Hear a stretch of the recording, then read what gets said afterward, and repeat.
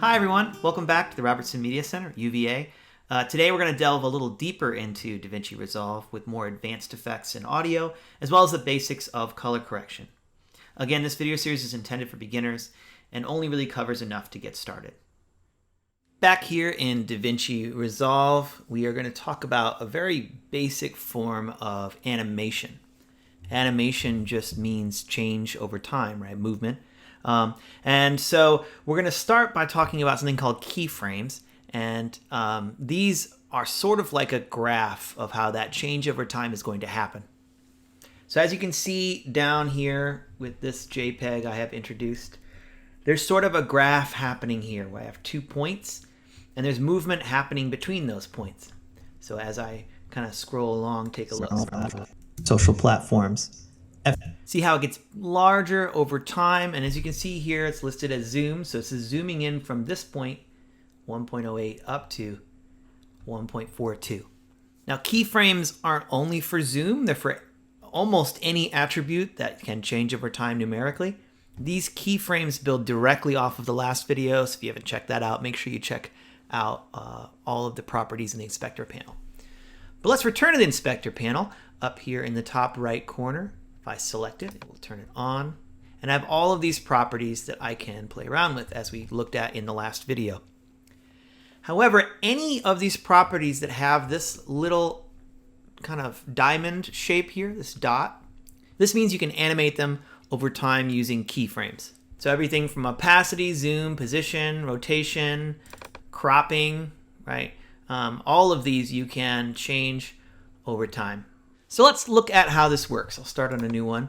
Come over here to the YouTube JPEG. And let's say I want it to zoom in. Well, first thing I need to do is set the original zoom. So let's say at the beginning, I want it to be a little bit further out, perhaps right there. And then I click this little button. This is going to create your first keyframe. See, it turns red when it's selected. And then I'm going to go later on in this clip near the end. Near the end, I'm going to create another one. Again, press this little keyframe button here. And as you can see, the keyframe then turns red. And that's when I can make my adjustment. So let's say I want it to zoom in and end up being this large. Now, if I come back to the beginning of that clip and I press play, then through sites like Reddit, so you can see that it's going to zoom in a little bit between those 2 points. So we have an origin point and a destination that it's going to. Let me press play again. Then you can notice that that looks a lot like what we mentioned last time, what we called Ken Burns. Of course, Ken Burns is a documentary filmmaker who made things like Ken Burns Civil War, where there's a lot of images that are zoomed in like this, which is why it's named after Ken Burns. But it's also in this program called Dynamic Zoom. Come down here, double click here, you can create that automatically. But the nice thing about doing it here in this zoom property is that you have direct control exactly when things happen and how. Now, one way we can see this better in the one we just created is if you hover over down here, see that little kind of S curve there? This is going to bring up, once selected, your keyframe viewer.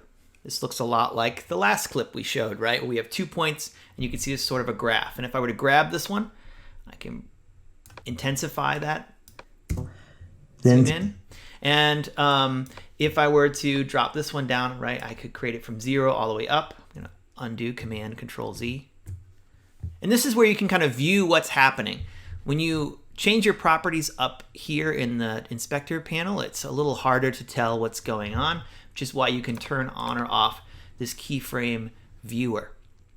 Keep in mind that you can also select which property you're looking at in the keyframe viewer by hitting this little arrow here. And then there's a drop-down menu. So right now I'm looking at zoom, but I could also be looking at opacity or rotation, things like that. A couple things to note: if you're in your regular selection tool, the arrow tool, you can click and select these individual points and move them around, up and down, or back and forth to get exactly the right spot. You can also create what's called a Bezier. A Bezier makes, instead of a linear path between these two, you can create a curved path. If I were to intensify that curve, then through sites like, right, so you can kind of go up and out. What this is really useful for is easing in or easing out and creating a smooth sort of transition rather than something a little bit harsh, which is like the linear. You don't have to do this. You can also return it back to linear by selecting this button there. So how do I edit these? Well, you'll notice that only when your playhead is located exactly over where one of these keyframes is will it be lined up and show as red. So if it's right here and you think it's pretty close to being on there, it's not quite unless it lines up as red. So this is where you need to use these little arrows, and you can find your keyframes this way. So this is the previous keyframe, and you can go to the next keyframe with this little right arrow back and forth. And just like anything else, you can remove it or reset by using this little reset button here. So let's try another attribute. Let's say we want a fade in, and then we can add a blur to that fade in, which is kind of a nice transition sort of effect. So let's go to opacity and double click it. This is where you can select which property you want to use. And here I can create a keyframe point and drop the opacity down to 0. And then you choose where you want the fade in to end, right? Where you want the opacity to be 100%. And you can create another keyframe and drag that opacity up to 100%. I can see my opacity change happening over time. then If I wanted it to last longer, I could drag it out longer. then through site, And then I can add an effect. If I go over to my effects library and I go under open effects, let's say I grab my Gaussian blur, drag it onto my clip, and then I can see up here under open effects I have all of my properties here. And you'll notice these properties also have keyframes. So I can increase the strength. I can go back to the beginning of my clip, create a keyframe, go to the end of my fade in and create another keyframe and drop that blur down to 0. So now I have both an opacity keyframe change and a blur keyframe change. Let's take a look at what that looks like. then through sites like Reddit, That's one example you could use. Let's try another example. Let's say we want it to have a sliding line that kind of cuts it off here. If I come down under cropping, I can create a keyframe at the beginning. Let's say we want it to start here, and we want it to come in from the left side. Create a keyframe. And then I choose the end of my clip, or close to it. Create another keyframe, and I can have it crop all the way out. So now watch what this looks like. Reddit, So you can see that there's kind of endless possibilities you can choose with all the different properties that you could put in these keyframes that change over time. So in this one, I could do more than one at once. So if I click this arrow and I choose that I want it to also rotate, let me create a keyframe for rotation angle.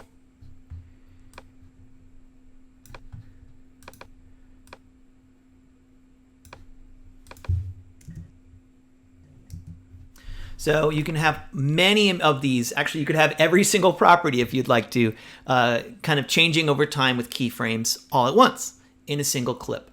I'll point out if you don't see some of these properties that I have down here, you may need to zoom in. You can see they disappear as I zoom outward. And even in the detail view, the arrow here doesn't show up. So you can actually just double click to bring up a different property if you have the clip selected. But the easier thing is just to zoom a little bit further in, and you can see it, then the arrow shows up here. Zoom back out. Another thing you might want a clip to do is, let's say, slide in or slide out, or you could have multiple shapes kind of moving through a space. If you would like to do something like that, you can see why that could be useful for motion graphics, for instance. So let's have this Snapchat image kind of fly in and then fly back out.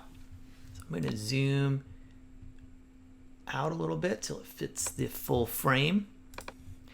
Go to my first frame of this clip and select position. And here I can create my first keyframe. And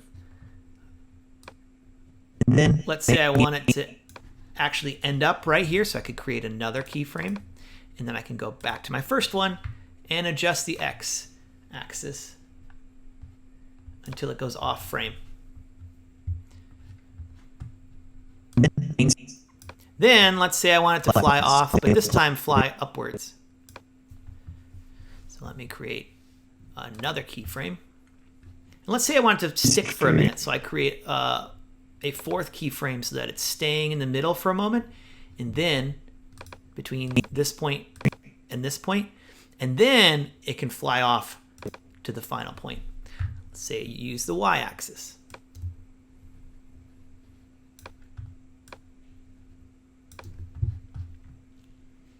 Let's see what this looks like. And then mainstream social media platforms. So there are thousands of things you could do with this. As you can see, it's pretty powerful. And this type of thing translates really well if you've ever used something like Adobe After Effects. They function very similar to this.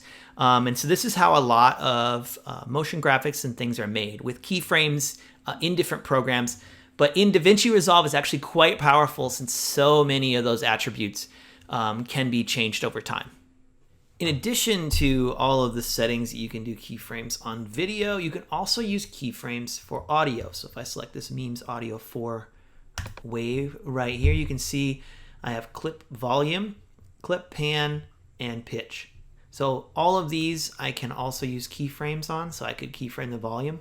We've already done that, of course. If I come over here and I expand my audio tracks, I have this volume bar, and I can create keyframes on that very easily with the option button.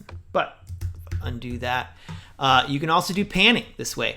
One more thing to add, in the effects library over here, you can turn that on with this button here, effects library. There's a section of audio effects.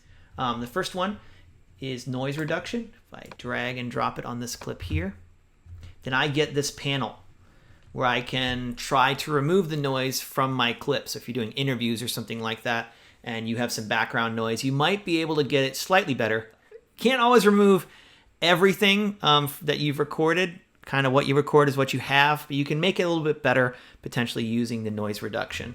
You can listen to the noise only, for instance. You can see the output levels, and you can see sort of what it's doing as I press play. Or it's an email. And there you can see what kind of noise that it's picking up based on frequency. But I'm going to close this window, hitting this little X here. And then you can scroll down in your inspector, where we've been here before, and you can find your noise reduction here. Hit this little trash can to delete the effect. Another one we can look at is reverb. So I'm going to drag and drop that in here. And this is going to create reverb artificially. So of course, reverb is the sense of space, right? How long sounds bounce around in it and what materials it's made of. So you can tell the difference between a gym, where if you clapped your hands, you could hear that reverb going on for a really long time, and maybe a closet full of clothes where there's no reverb at all because of all the soft surfaces. So you can adjust and try and find what level of reverb you would like, and then you can adjust them all here. Note that you can take the presets here. So a cathedral is going to have a ton of reverb versus a plate, which is going to be very flat. Let me show you what the cathedral sounds like when I add it to this clip. Right? You can hardly understand me because there's so much reverb. But if you want that effect, you can find those here. I'm going to hit the X here. Another place to find your settings is over here in the inspector panel. Now, to get more effects, you're going to have to leave the edit workspace. Remember I said at the first video that down here you have all these different workspaces, and you kind of move from left to right. So you start out importing media over here, you move into the edit workspace where you're going to do most of your editing, where we spent most of our video series. And now we can move on to, there's 3 other spaces before you get to deliver where you export. In our next video, we'll talk about that. But these three offer three very different types of more advanced editing effects and color correction and audio work. And we're going to go through each one very quickly and talk about them. If you want more details on those, you'll have to seek a more specific video. Let's start with Fairlight. Fairlight is where you can do a lot of your detailed audio work. As you've seen, most of what we can do is actually in the editing workspace. This is just a little bit more like a digital editor. Like this looks a lot like Adobe Audition, for instance, where you have all of your mixers here. We've talked about mixers and how to add those into the edit workspace, but they are automatically inside of Fairlight. You will also notice you have the effects library you can turn on and off. The media pool you can turn on and off over here, just like in the edit workspace. Track by track, you can adjust effects, what's called an equalizer, which we'll go into in just a moment, panning, and then you can adjust the volume of a whole track. So this is a little bit more like a soundboard, if that's what you're used to. Rather than dropping in effects and editing them, you can actually have kind of channels to work with like a soundboard. So let's go through them. The input, this is where you could select which microphone you want to record from, for instance, as we showed in a previous video. Below that, you can hit plus on effects, and this is where you're going to find a ton of different effects that we haven't covered and won't cover most of these in this panel. The next one I'll talk about is EQ. If you double click this, you can open up an equalizer panel. And you can think about this panel as basically volume into the negative or positive, right? So you're turning up or down. And then you have this axis is the frequency. Frequency is essentially pitch, or at least that's how we perceive it. So we can turn up and down certain ranges of those frequencies where we can find certain sounds. If you were to be recording a voice, certain voices sound better if you give a boost to the bass. You can grab this and kind of pull these up, and you can adjust them down here. So you can see this is number 2. Turn that up a little bit. And then number 3 here, I have Q factor, which is actually how wide or narrow that band is going to be. You can see that there. So I could widen this out. I could increase or decrease the gain, which is how loud, how much you're adding or reducing from that frequency. And then you can adjust exactly what frequencies. And then you can adjust panning, for instance, on a whole track, and volume for a whole track, things like that over here. Now let's move on to the Fusion workspace. Before you do anything in here, you're going to have to select which clip that you want to be editing. Let's go back to the Edit workspace and select one. You will want to both select the clip here and have this playhead over the top of it so you can take a look at it, and then move on to the Fusion workspace. The Fusion workspace is a robust effects suite. It's a little bit more complicated to use. It's node-based, if you've used those before, where you basically have inputs and outputs, and you're feeding something through an effect. So you can think about this like a guitar pedal, for instance. If you feed a guitar into a pedal, and then you feed from the pedal into the amplifier, which then feeds out the sound itself, right? So it's a series of intermediaries, and that's sort of what a node-based editor is like. So rather than cover everything that's here, which would take far too long in a beginner video like this, I want to show you a couple examples of things you can do, which will demonstrate kind of the principles of working with the node-based system. And so let's start with something somewhat simple. We have a media in to media out, and then we need to place our effect in between the two. So if I were to add an effect in here, for instance, let's do a warp. So I'm going to right click, click Add Tool, and down at the bottom, you can see warp as a category, and we're going to choose the grid warp. This is going to allow us to warp very specific parts of the frame and create kind of a ripple effect if we'd like to, things like that we can change. So I'm going to click grid warp, and you can see I haven't connected them yet. So what I need to do is connect the media in into my effect and then back out to my output. So let's grab this and connect it to the effect. And then I can grab my output and connect that here. So now I'm feeding that through an effect. And then I can change whatever I want. The cool thing about grid warp is you can choose individual parts of the frame to pull and change. So if you wanted to kind of squish this that way, then you could do that, and that is going to feed out to the output. So then up here on the right side with this particular effect, all these different settings, so you can change the grid size, for instance. And then you could say, oh, I just want a little bit kind of smushed this way and downward, so it looks like a funhouse mirror or something like that. And then if I return to my editing workspace, I can see that the effect has taken place. And I can take that effect and turn it off if it's kind of bogging down the computer. As you can see, there's this red line here. So if I click this little bypass color grades and fusion effects button, it turns on and off that fusion effect that I have added. So you can do that from the edit workspace and not go back and delete it. You can turn it on and off here. So a couple other things with this. Right here you can see I am viewing in my panels. I can select which ones I want to view based on the right and left panel. So if I wanted to view the original here and then how it's changed over on the right side, I can do that by selecting these little white buttons here. So that's one example of a type of effect that you can add and how to add it, right, through the inputs. If I select this and press delete, I can reconnect here. I can also have a different type of effect. I'm going to create something called a mask. A mask has to go before your input because you're cutting something out before it goes out. So if I click on this one, which is an ellipse mask, and I place it before my media input, then I can create kind of this cutout. And then I could place other footage behind it, for instance. This could be got a little bubble with footage in it that could change and play. And then you can also adjust that circle size, for instance. So I can grab it and pull this any direction that I would like and adjust the shape. I can also move it around by grabbing the center here. If I just wanted this up in the corner, I could do that as well. And that's called a mask. You can do that with a number of different shapes. There's a rectangle, ellipse, and then there's more freeform polygons and splines that you can play with. I'm going to delete that. So far those are two examples. We have essentially what's a cutout. It's called a mask.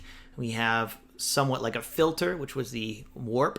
And next we're going to do a matte. So if I right click on here, you can see add tool. And then I can add in the matte category Ultra Keyer. Ultra Keyer is a Chromakey, which works really well with like something like green screen. As you can see, I have a before and after, which I set up using these little white dots here on the right and left screen to show before and after.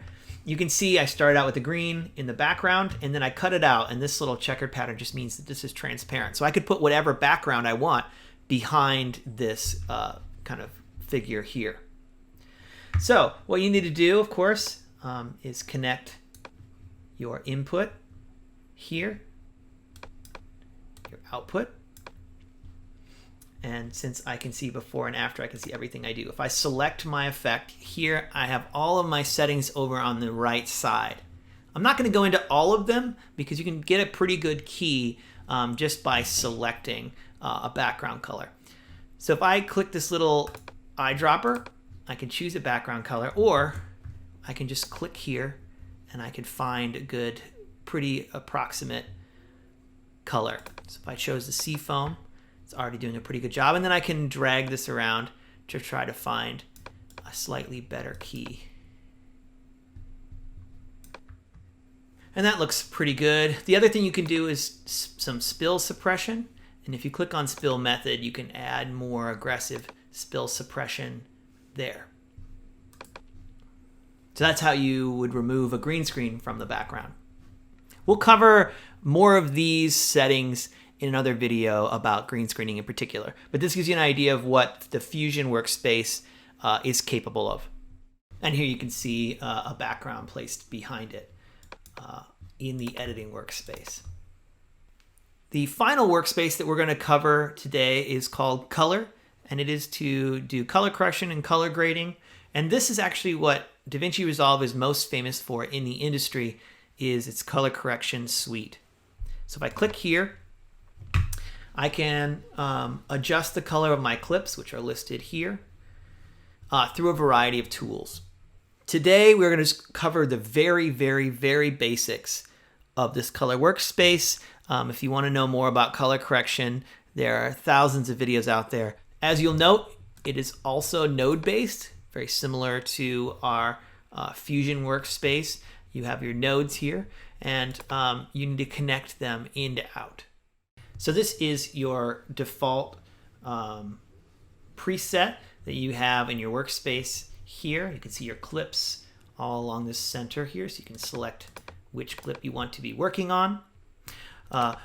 This is automatically in keyframes. As we've talked about a lot about keyframes, you can keyframe these. But let's hold off on that. And instead, this little symbol here is scopes.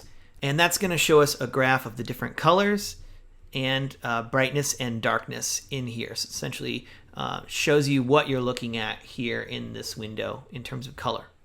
And it looks really complicated, doesn't it? So I'm going to go with a couple really simple ways that you can improve your color correction, and we'll leave it at that. So the first one I'm going to do is go to contrast. Contrast is the relationship of the brightest to the darkest colors.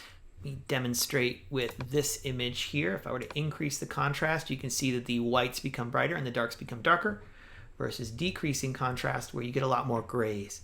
So you want to find a good point. Actually, this could use some contrast adjustment. If I reset this, you can see this contrast is actually really helping in this scenario. And in your contrast, you can see what's happening over here in the graph, and you can take a look at it. So these are your brighter colors and your darker colors. You can see you're moving them apart or bringing them together more towards the center area, which is gray, right? We have white up here, gray, and black down at the bottom. And if I increase the contrast, I'm just kind of stretching that curve. The next one is 2 down saturation. So you can increase or decrease saturation. If I increase, you can see the bright colors become much more vibrant and filled with the hue, versus all the way down to 0 is black and white. If you want something a little simpler than those color wheels to adjust color, there's 2 settings that I recommend you start with instead. And they're also kind of hard to find along with contrast and saturation. I recommend you hit this little second page, and we have temperature and tint.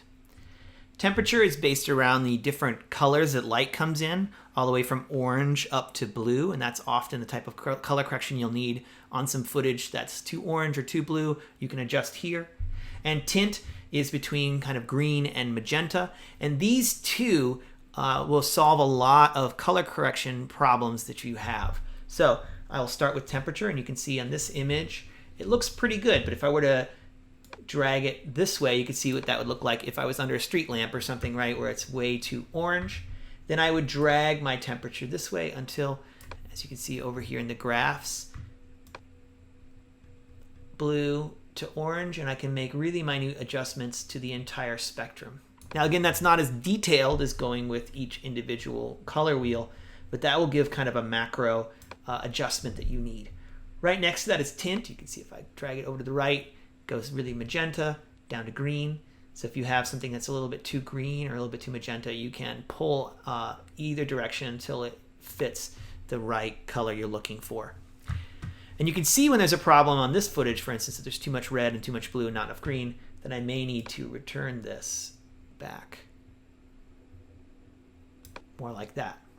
You will notice in your graph, though, there's a lot of space up here, which means this is kind of a dark image, and there's not a lot up in this highlight region here. So I might go to something like gain.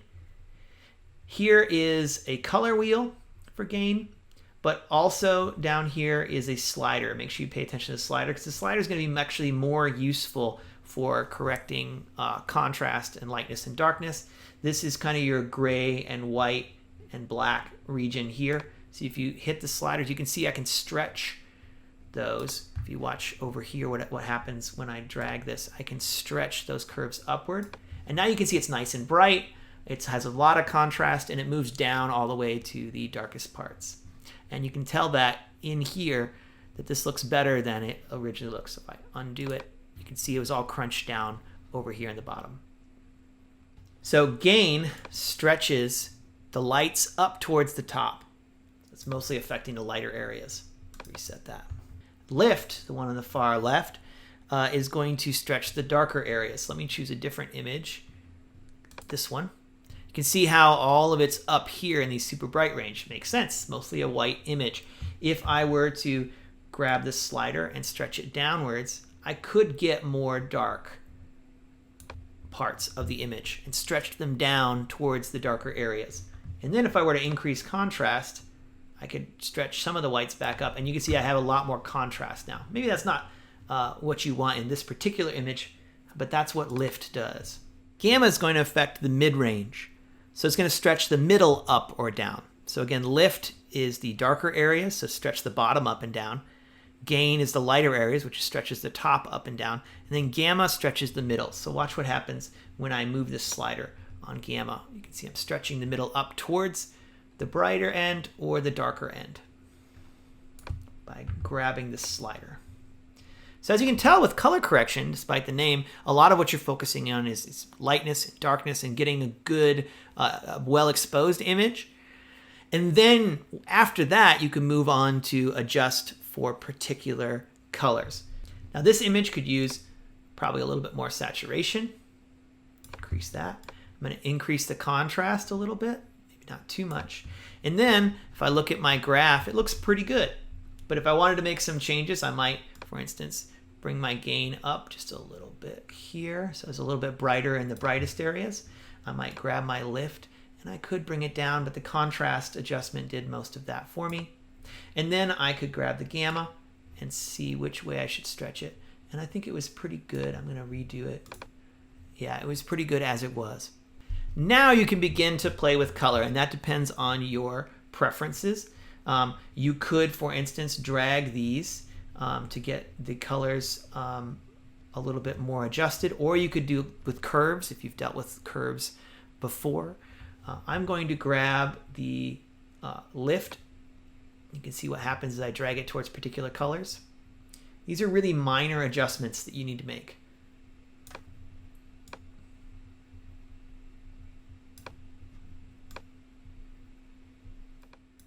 So to review, start with contrast and saturation, temperature and tint. If you want to get more specific with color correction, you can go to these individual color wheels here or to the curves and make really specific adjustments.